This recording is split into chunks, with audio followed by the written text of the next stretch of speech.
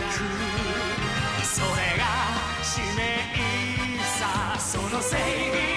呼び覚ませ命をかけて熱い風受け止めろ永遠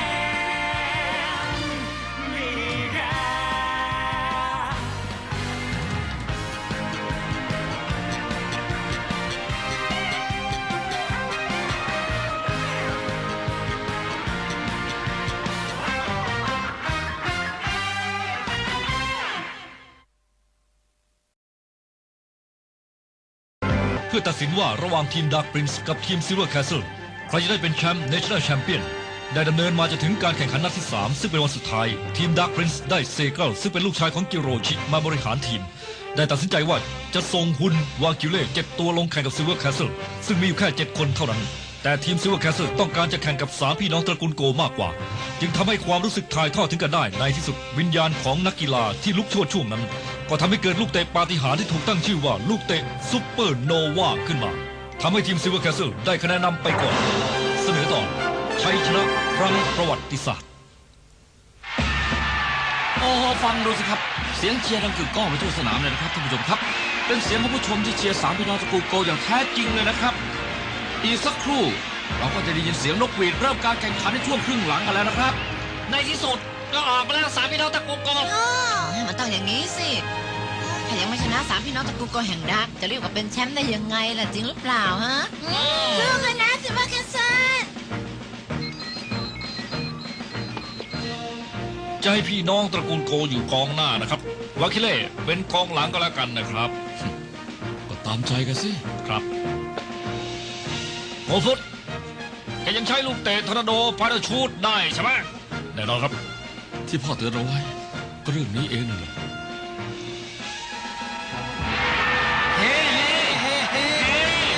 ได้เห็นดีกันละมักวินดี้ฉันจะสั่งสอนให้แกได้สำนึกว่าทรยศต่อดาร์กเราจะเป็นยังไงเปิดเพลงเตะในครึ่งหลังแล้วครับแกจะได้รู้สักทีว่าทีมไหนที่เป็นที่หนึ่งลูกเตะไฮเปอร์บอมโอ้โหมาแล้วครับโกฟุตเปิดเกมด้วยลูกเตะไฮเปอร์บอมเลยครับแต่บอลไม่ตรงไปหน้าประตูนะครับกลับตรงไปทางมักวินดี้ครับท่านผู้ชมครับลูกเตะควงสวรรค์เฮ้ยอะไรอ่ะ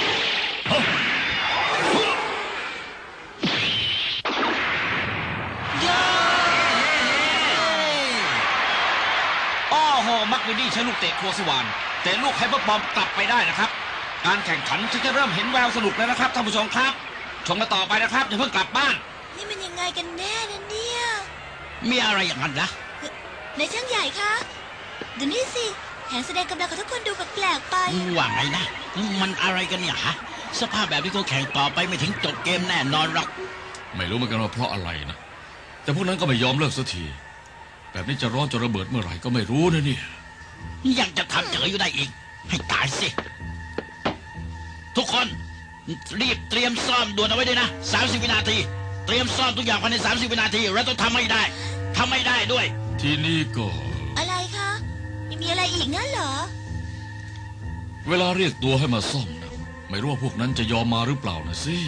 ลองได้ออกวิ่งไปแล้วไม่ยอมหยุดซะด้วยคงเรียกยากแต่ว่าซิลเวอร์แคสเซิลยังได้ลูกอยู่นะครับบุกไปทางดาร์กปรินซ์ละครับวิลลี่บ้าเลยโอ้โหวินดี้โชว์ฟอร์มได้สวยครับผ่านการสกัดของโกมาสกับโกฟุตไปได้เอาละครับมักวินดี้วิ่งตรงไปหน้าประตูแล้วครับท่านผู้ชมครับเอาแล้วนะวาคุเล่สกัดเอาไว้วินดี้ระวังอย่าโอ้ตกใจแล้ว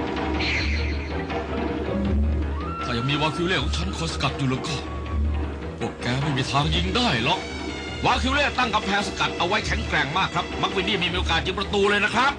โอ้โหโกมาสได้ลูกแล้วครับวิ่งบุกขึ้นไปแล้วครับเสร็จกันเฮ้ยเอาละนะเจ้ามาสพร้อมนะตกลงสามพี่น้องตระกูลโกเข้าไปในเขตประตูซิลเวอร์แล้วครับมันเอาละนะ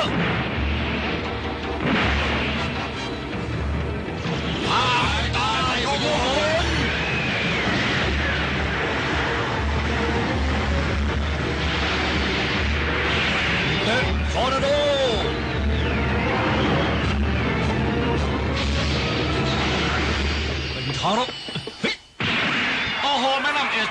โกฟุตไปได้ครับ เหลือเชื่อจริงๆ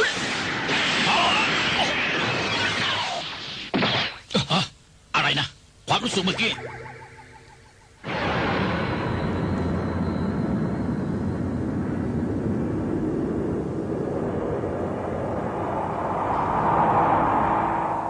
ปฏิกิริยาของมันทำให้แผงวงจรความจำที่หลับไหลของเรารู้สึกอะไรบางอย่างขึ้นมา มันเป็นใครกันนะทำไมถึงทำให้แผงวงจรความจำของเราหวั่นไหวขึ้นมาได้ เราเคยรู้จักกันมาก่อนนี่นะต้องนึกให้ออกเราต้องนึกให้ออกสิว่ามันเป็นใคร ทีมดาร์กได้ทุ่มครับแมกนัมเอสตัดลูกเอาไว้ได้ครับ เรามาสู้กันแม่น้ำเอ็ดคลื่นปฏิกิริยาของแกทำให้คลื่นไฟฟ้าในวงจรสมองของฉันรู้สึกอะไรบางอย่าง ตัวจริงของแกเป็นใครกันแน่นะ ฉันก็คือแมกนัมเอสเป็นหุ่นนักกีฬาไอออนลีกอย่างที่แกเห็นอยู่นี่ไง ว่าไงนะอะได้ขาแล้วเฮ้ย โอ้โหแมกนัมเอสกับโกอาร์มกระโดดตามลูกขึ้นมาพร้อมกันเลยนะครับ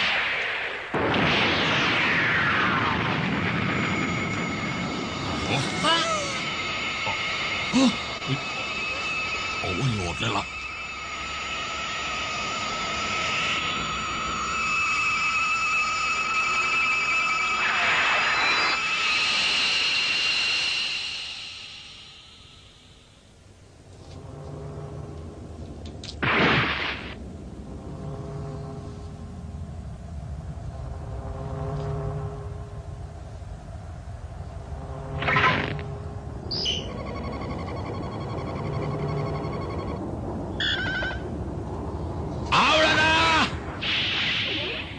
ว้าย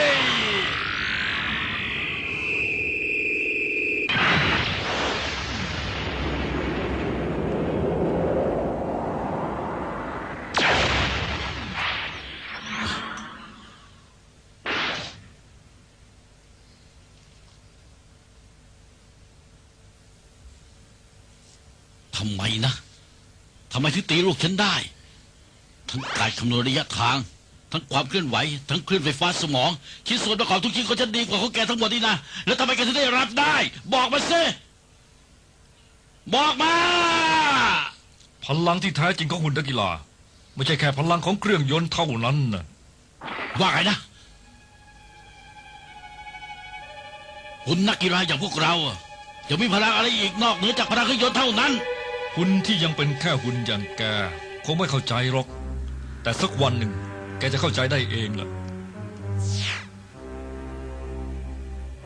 สิ่งที่จะช่วยฝึกฝนหุ่นนักกีฬาได้ก็คือหุ่นนักกีฬาด้วยกันนี่แหละ สิ่งที่ช่วยฝึกฝนหุ่นนักกีฬา เมื่อไรที่แกเริ่มเข้าใจมันจะเกิดพลังขึ้นมาใหม่ภายในตัวของแกเอง หมายความว่าอย่างไรนะ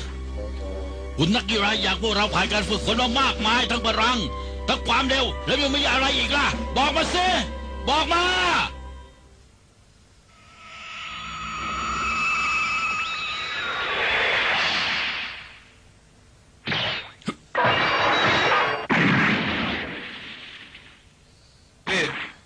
เป็นอะไรหรือเปล่าอ่ะ พี่โกออม ฉันนึกออกแล้ว นึกอะไร จากที่ช็อกเมื่อตะกี้นี้คลื่นไฟฟ้าวงจรความจำที่หลับไหลของฉันได้ตื่นขึ้นมาแล้ว เธอหรือเปล่าเนี่ย เจ้าหมอนั่นจะไม่นำเอ็ดมันก็คืออดีตนักกีฬาในทีมดาร์คคิงสมัยที่ฉันลงแข่งขันใหม่ๆ ทีมดาร์ก อ๋ออย่างนั้นเหรอ ทีมดาร์คไม่ผิดแน่ต้องใช่อย่างแน่นอนที่สุด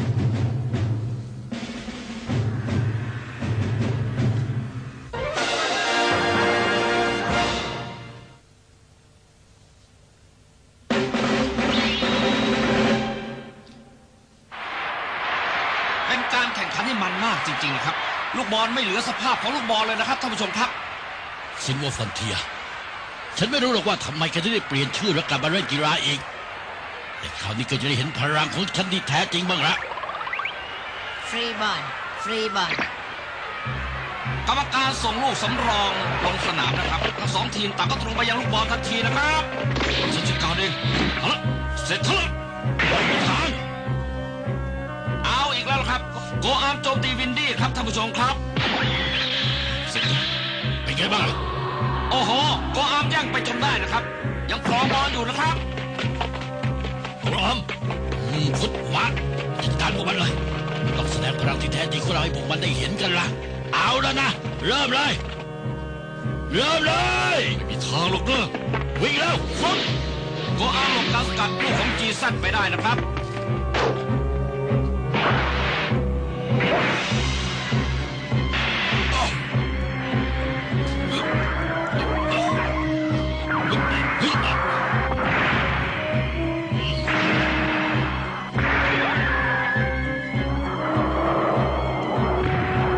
โอ้โห นี่เป็นการดวลทางเทคนิคล้วนๆเลยนะครับ แต่คราวนี้สามพี่น้องตระกูลโกไม่ได้เล่นสกปรกเลยแม้แต่นิดเดียวนะครับ โอ้โห เหลือเชื่อจริงๆเลยครับ เฮ้ยจอดไปเลย เท่ไปเลยเนี่ยสามพี่น้องตระกูลโกนะ นี่พวกนายจะเชียร์ทีมไหนกันแน่ฮะ อ้าวก็ เขาเก่งจริงนี่นะไปหน้าประตูแล้ว ฮะไหน ลูกเตะทอร์นาโดยกกำลังสาม โอ้ตกลง สามพี่น้องตระกูลโกสร้างพายุหมุนขึ้นมาอีกแล้วนะครับ คิดจะทำอะไรเฮ้ย โอ้โห คราวนี้รวมพายุหมุนเป็นหนึ่งเดียวเลยนะครับ จากสามเป็นหนึ่ง ลูกเตะทอร์นาโดกลางอากาศ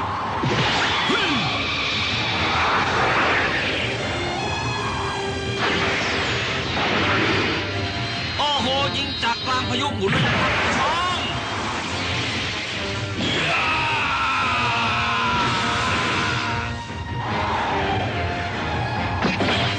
เอาแล้วนะคราวนี้ลูกเตะไฮเปอร์บอล เฮ้ยเฮ้ยมักวินนี่เอาตัวเข้ารับลูกเต็มเลยนะครับ ถอยทีเถอะนะ ย่า ยา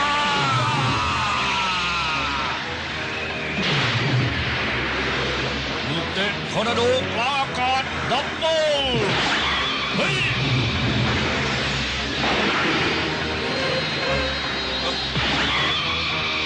ทีมซิลเวอร์ป้องกันเต็มที่นะครับ สกัดลูกเต็มที่ครับ แต่บอลยังตรงไม่หน้าประตูครับ ลิฟเคน ซิลเวอร์แคสเซิลรับลูกไว้ได้ครับ โอ้ยโล่งไปทีทำไมนะทำไมพวกมันถึงได้ใจสู้ขนาดนี้ไม่ขึ้นแล้วก็โดนวัคซีนเล่นงานซะจนแทบจะยืนไม่อยู่แล้วนี่นะทำไมเขาถึงได้ ยังไม่เข้าใจอย่างนั้นเหรอโกลอาร์ม แมกนัมเอส ก็ฉันเคยบอกแล้วนะว่าพลังที่แท้จริงของคุณนักกีฬาไม่ใช่แค่พลังจากเครื่องยนต์เท่านั้นสำหรับพวกเราแล้ว มีพวกพ้องที่ต่อสู้ด้วยกัน มีพรรคพวกที่เชื่อใจกัน สิ่งนี้ทำให้เกิดพลังขึ้นมายังไงล่ะ ถ้าเป็นอย่างนั้นจริง ของพวกเราก็มีพลังที่เชื่อมโยงระหว่างความเป็นพี่น้องกันยังไงเล่า ฮะ อะไรนะ เกิดปฏิกิริยาที่แผงวงจรพลังงาน อะไรนะ พี่น้องโกกำลังดูดพลังงานจากพวกเราไป เป็นไปได้ยังไงเหลือเชื่อจริง เกวัดพลังกำลังลดลงจริง ๆ ด้วย ขัดขืนไม่ได้เลย แต่ถ้าดูดพลังจากเราไป ก็จะเพิ่มพลังได้ทั้งหมด 70%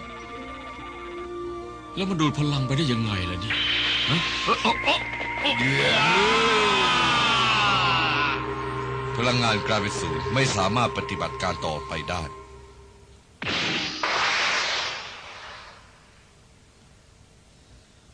เฮ้ยวาเคเล่หยุดการเคลื่อนไหวหมดเลยครับ เรามาสู้กันแมกนัมเอส ย่อมได้อยู่แล้ว โกลอาร์ม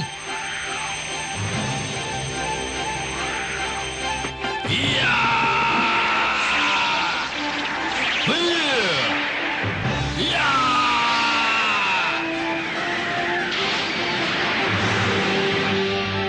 เดี๋ยวพี่น้องตระกูลโกเดี๋ยวถ้าใช้ลูกเตะพายุหมุนตอนนี้แล้วก็ร่างกายพวกแกอาจจะระเบิดก็เป็นได้นะอย่าเพิ่งใช้หยุดก่อน จะเป็นยังไงก็ทางมาเถอะหน้า เอาแล้วนะ พี่ ให้มาเห็นลูกเตะที่ร้ายกาจที่สุดของเราเลย เอาเลยฟุตย่าลูกเตะทอร์นาโด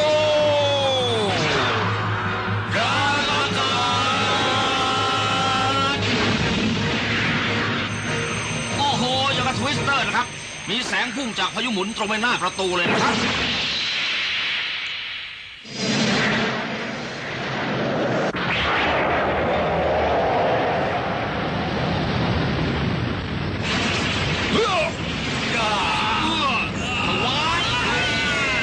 บอลอยู่ไหนครับเนี่ย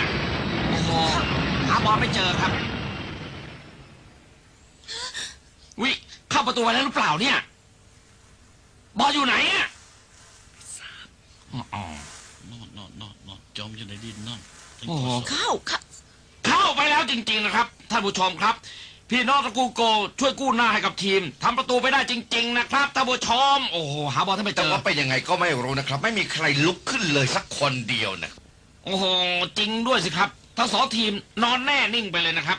ไม่มีใครสักคนลุกขึ้นมาได้นะครับเหลือเวลาการแข่งขันอีกเพียงนิดเดียวเท่านั้นถ้าหมดเวลาแล้วก็ทีมดาร์กปรินซ์เสียประตูน้อยกว่าจะเป็นทีมชนะเลิศทันทีนะครับ ลุกขึ้นสิแม็กนัม ขอร้องล่ะลุกขึ้นสิ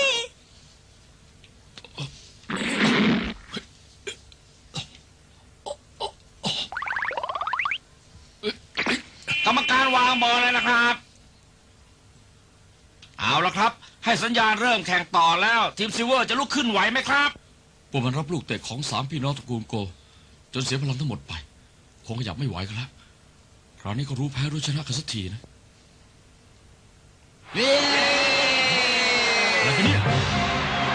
บอลลุกขึ้นมาแล้วครับแม็กนัมเอส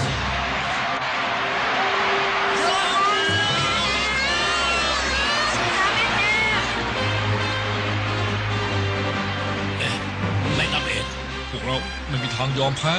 ง่ายๆหรอก ใช่แล้วเราต้องสู้ หน่อยแน่แก โอ้โหแม็กนัมเอสกับมักวินดี้ค่อยๆเข้าใกล้บอลแล้วครับทำไมมันยังขยับได้แล้วมันก็หมดเกลี้ยงแล้วนี่นะแม็กนัมฝากจัดการด้วยกันแล้วกันขอบใจนะ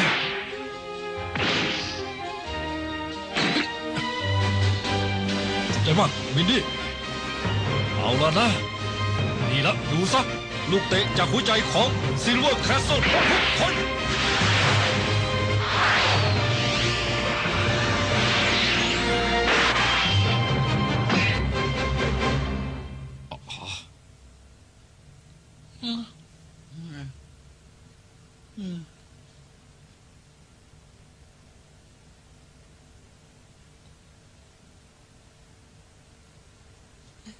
เข้าไปแล้ว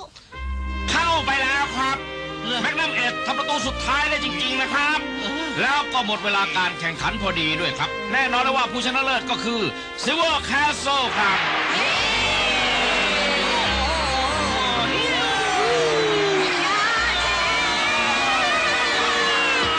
หัวต้มครับหัวต้ม เราชนะแล้วพ่อคะเราทำตามที่พ่อเคยสั่งเอาไว้ได้แล้วล่ะค่ะพวกเราชนะอย่างขาวสะอาดเราชนะเลิศแล้วนะคะพ่อทุกคนพยายามกันอย่างเต็มที่ยอดเยี่ยมมากเลยค่ะพ่อช่วยชมพวกเขาจากบนสวรรค์ด้วยนะคะ ไม่เป็นไรใช่ไหมวินดี้ แม็กนัมเอ็ดฉันรู้สึกว่าพอจะเข้าใจในสิ่งที่นายพูดแล้วนะสิ่งที่จะฝึกฝนหุ่นนักกีฬาได้ก็คือหุ่นนักกีฬานี่แหละ กุลออม เจอกันคราวหน้า เราจะต้องชนะนายแน่รักก่อนฉันขอถามอะไรนายหน่อยได้ไหม